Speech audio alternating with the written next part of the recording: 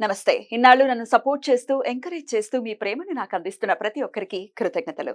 అలాగే ఈ వీడియో కూడా ఖచ్చితంగా మీకు ఉపయోగపడుతుంది. లైక్, షేర్ అండ్ సబ్స్క్రైబ్ చేసి మీ సపోర్ట్‌ని నాకు అందించండి. అలాగే ఈ వీడియో పట్ల మీకున్న అభిప్రాయాన్ని కామెంట్ సెక్షన్‌లో కామెంట్ చేసి తెలియజేయండి. ఇప్పుడు వీడియోని చూద్దాం. జ్యోతిష్య శాస్త్రం ఒక అద్భుతం. వేదాంగమైన జ్యోతిష్య శాస్త్రం అనేటువంటిది మానవ జీవన గమనానికి ఒక వరం.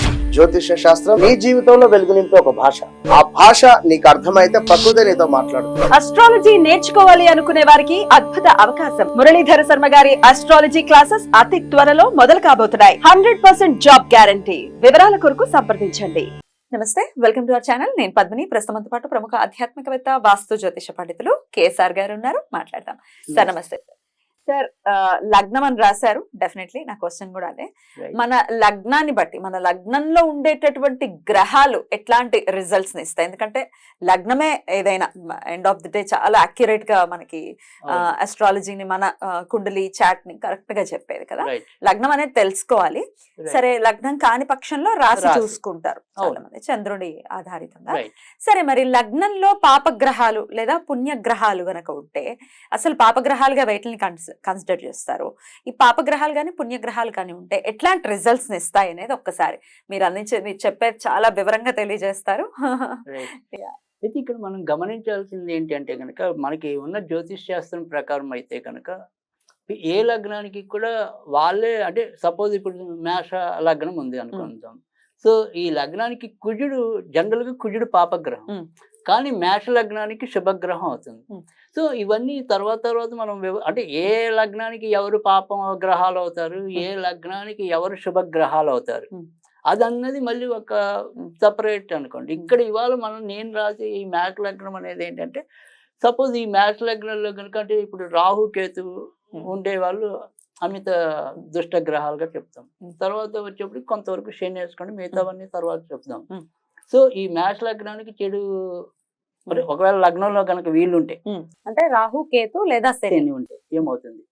సరే, అమిత శుభగ్రహాలు మనం గురు శుక్లే అంతే. సో ముహూర్తాలు కన్నింటిని కూడా కన్సిడర్ చేసేది వాళ్ళు చూస్తాం కదా. సో వాళ్ళకి మూడం ఉంటుంది, మిగతా వాళ్ళకి మూడం ఉండదు.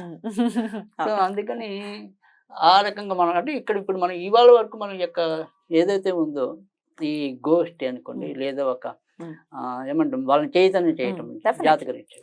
సో ఇక్కడ మనకి మేషంలో రాహు ఉన్న కేతు ఉన్న ఏమి ఇబ్బంది ఏర్పడుతుంది అంటే కనుక, ఖచ్చితంగా ఒత్తిడితో కూడిన జీవితం అనేది వస్తుంది. సో అలాగే శని ఉన్నా కూడా, శని అక్కడ నీచం అసలు.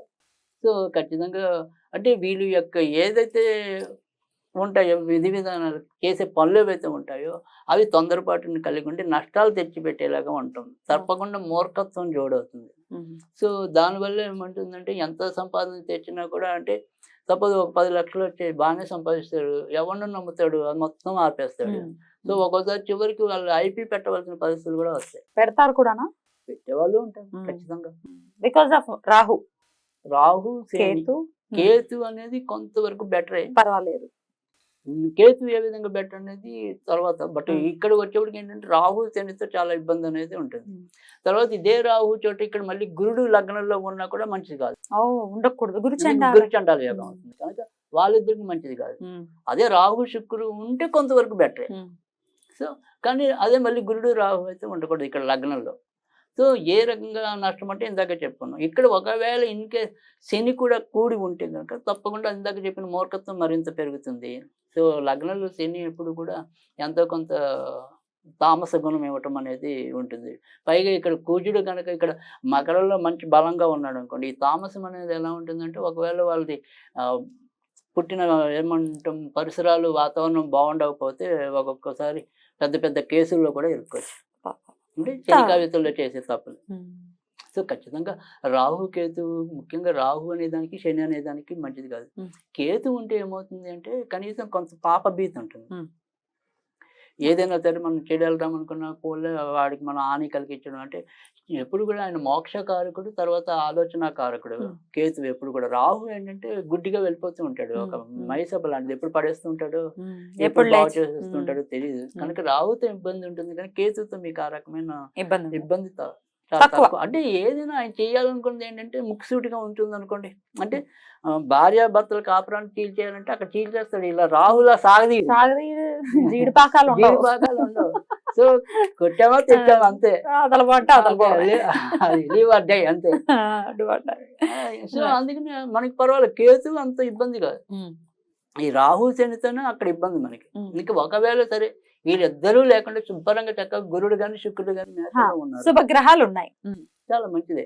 అంటే ఎప్పుడు ఎలాంటి ఇబ్బంది పడినా కూడా ఇక్కడ భాగ్యాధిపతి లగ్నంలో ఉంటాడు కాబట్టి, అంటే అదేదో మిడతం పట్ల కథలాగా వాడు ఏం చెప్పినా అది రైట్ అవుతూ ఉంటుంది కదా, ఆయన మిడతం పట్టి జాతకాలు చెప్తూ ఉంటాయి. సో అలాగా వీళ్ళు ఏం పని చేసినా, అంటే ఏమన్నా తొందరపాటుతో చేసినా, వివేకం లేకుండా చేసిన అది చివరికి వచ్చేప్పుడు మంచిగా జరుగుతుంది. పరమానంద అదే అలాగా. సో ఆ రకంగా అయితే మేట రాశికి గురుడు సేవ్ చేయడం అనేది ఉంటుంది. గురువు ఉంటే అలాగే శుక్రుడు ఉన్నా కూడా ఖచ్చితంగా స్వయం కృషితోనే డబ్బు సంపాదించుకోవటం అనేది అయితే ఉంటుంది, కానీ కొంతవరకు ఖర్చు అధికంగా ఉంటుంది. ద్వితీయాధిపతి లగ్నంలో ఉండటం, అది ఎందుకంటే డబ్బు సంపాదించుకోవటం అనేది స్వయం కృషితో ఉంటుంది. కానీ ఎప్పుడైతే ద్వితీయాధిపతి లగ్నానికి వచ్చాడు కాబట్టి ఖర్చు కూడా అలానే ఉంటుంది. కానీ పర్వాలే, మనం మరీ బాధపడక్కల్లా. అంటే ఏమంటే అసలు సంపాదనే లేకుండా అప్పులు చేసుకుంటూ ఆనందించడం అనేది వేరు. అవును, దానికంటే చాలా సంపాదిస్తూ సుఖాలు పొందడం అనేది వేరు. కరెక్ట్. సో మిగుల్చుకునేవాడు ధన్యుడు. సో పాపగ్రహాలు ఉంటే ఇలాగా, పుణ్యగ్రహాలు ఉంటే ఈ విధంగా ఉంటుంది. మరి పాపగ్రహాలే ఉన్నాయి మీరు అన్నట్టుగా చాలా ఇబ్బందులే పడుతున్నాము అనుకునే వాళ్ళు రాహుకేతుల వల్ల కానీ లేకపోతే శని వల్ల కానీ, మరి వాళ్ళు ఎట్లాంటి పరిహారాలు చేసుకుని ఆ ఇబ్బందుల నుంచి కొంతలో కొంత అయినా బయటపడాలి? సో ఇక్కడ మేష రాశి వారికి వచ్చేప్పటికి ఏంటంటే ఖచ్చితంగా ఒకవేళ రాహుకేతువే కనుక ఉంటే మళ్ళీ శనికి వేరు. శనికి వేరు, రాహుకేతుకు విందాం ఫస్ట్. సో రాహుకేతువులో ఇద్దరిలో ఎవరున్నా కానీ తప్పకుండా చేయవలసిన పరిహారం ఏంటంటే, వీళ్ళకి చదవటం వస్తే దుర్గా సప్తశతి పారాయణలు పంచమాధ్యాయం చదువుకుంటే మంచిది, కనీసం ఒక 40 రోజులు.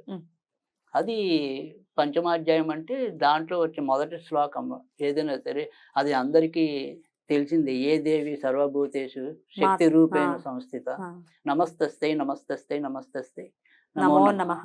అది మనకి అలాగే మొత్తం అన్ని వస్తాయి కదా. చాలా బాగుంటుంది, చాలా బాగుంటుంది, చాలా సరళంగా ఉంటుంది, ఈజీగా అందరు చదివే, చాలా ఈజీగా చదివచ్చు. అందుకే దాన్ని పంచమాధ్యాయం.